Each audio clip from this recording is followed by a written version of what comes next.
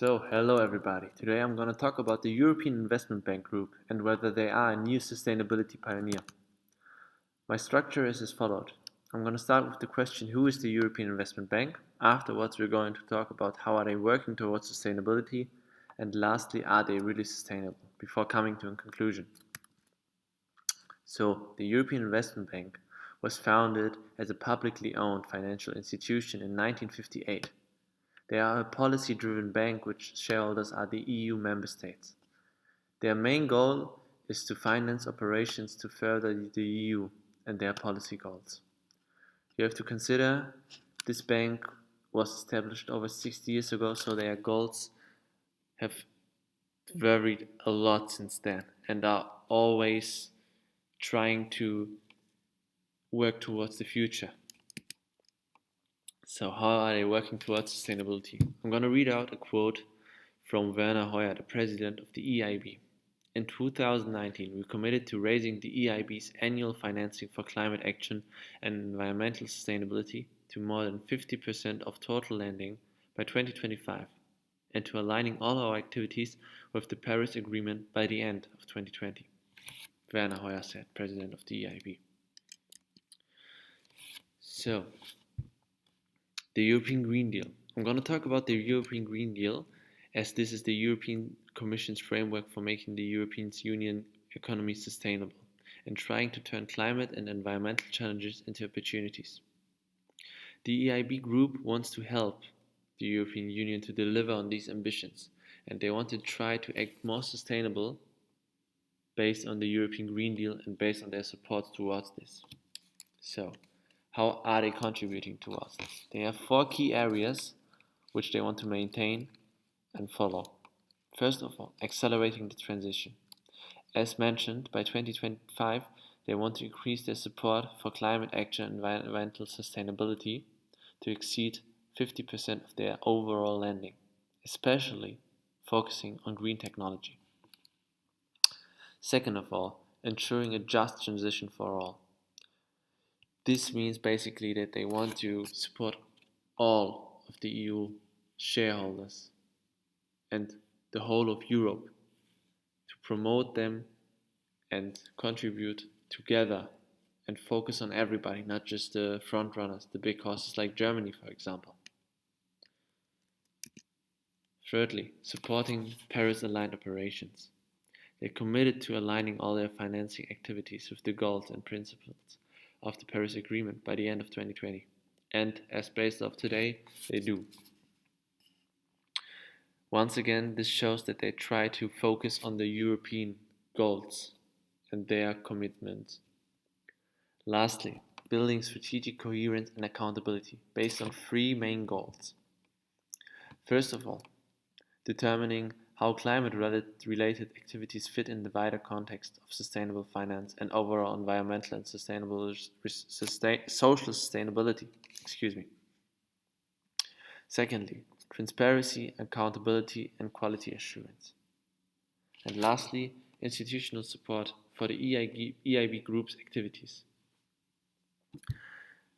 Based on these 3 goals, they want to act and contribute towards the Green Deal. So, let's move on. We talked about the Green Deal. Let's talk about their embedding the sustainability in their project due diligence and risk management from now on. They have 3 key steps for this. First of all, exclusions. Certain activities are excluded from the EIB Group's financing. We'll mention these later on, and or only have restricted access due to some pretty sensitive statements or pretty sensitive projects. Secondly, environmental and social standards. They want to keep up with certain social standards. This means the EIB financing group is only complying. This means their counterparties have to comply with the EIB financing standards and to follow them and follow their principles. Thirdly, externalities. The bank accounts for the impact of its investments on society at large in its economic appraisal. Society is a big word in this matter. So let's go on and talk about these exclusions and restrictions. They stated that they have projects which are excluded from lending if they are not compatible with their mandate.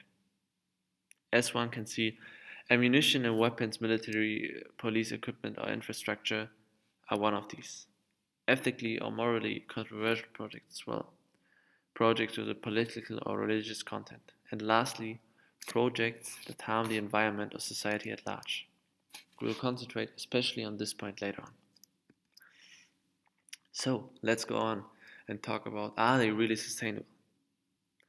Let's keep in mind the quote which we stated at the beginning, that they want to act more towards climate change and environmental sustainability by lending more than 50% of their total money into green technology, into supporting the Paris Agreement, and so on.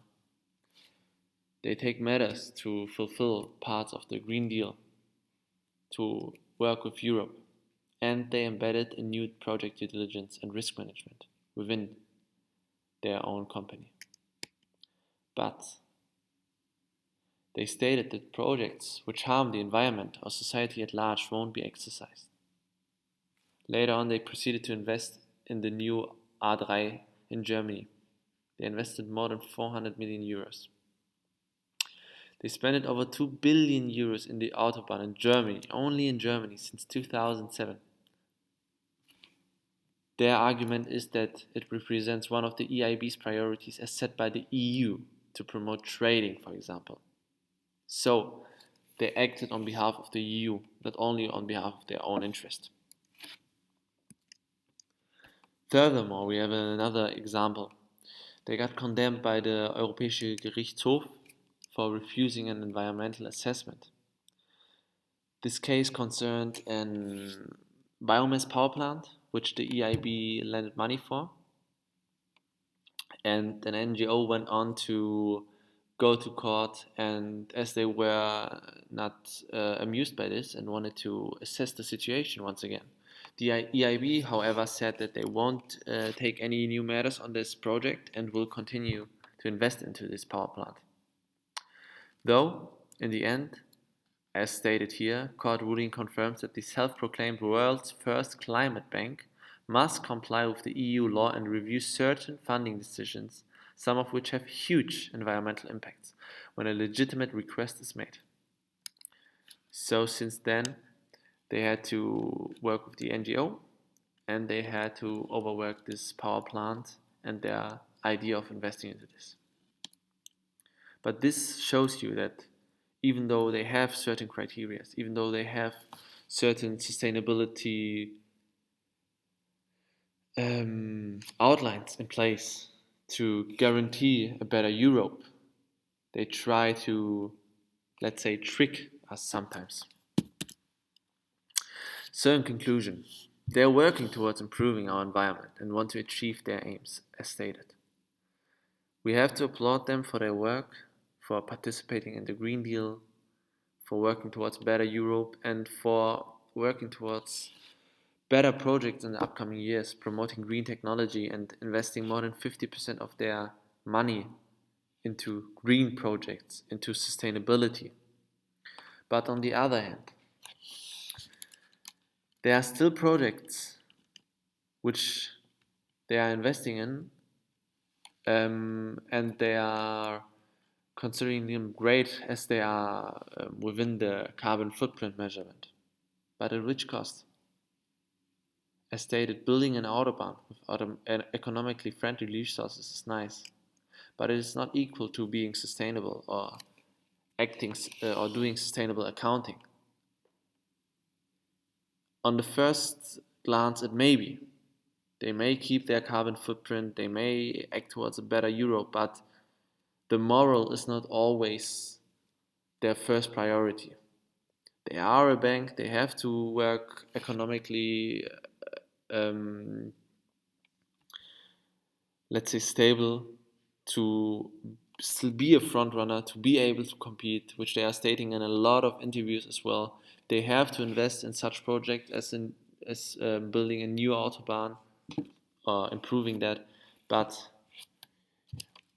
this company has to fulfill their criteria, and they can't go out their way and do exclusions for this or that project, because all of these projects will come back to hunt them and hunt their status as doing sustainable accounting.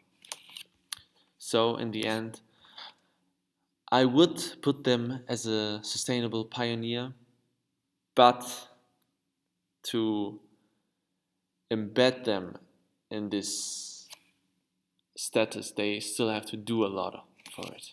Thanks.